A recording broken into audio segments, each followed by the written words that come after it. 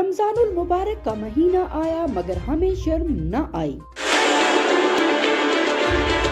चूनिया के नवाही गांव अरजानीपुर में गुलजार मोची नामी कसाब ने अरजानीपुर अड्डा में लोगों को बीमार लागर जानवर ज़िबा करके फरोख्त करना मामूल बना लिया।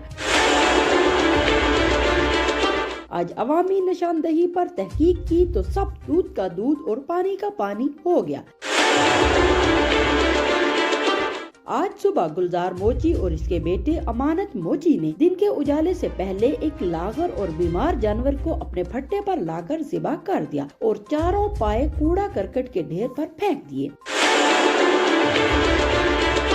लोगों ने देखा तो इनसे तहकीकात जानने की कोशिश की मगर कसाब बहादुर ने धमकियां देना शुरू कर दी, जिस पर अरजानीपुर के ताजरों का कहना है कि हमारे गांव के कसाई इंतजामिया के साथ मिले हुए हैं, जिसकी वजह से अपनी मर्जी के रेट और बीमार जानवरों का गोश्त बेचते हैं। अहले इलाका ने डीसी कसूर और महकमा लाइव स्टॉक के अफसरान से नोटिस लेने की अपील की है।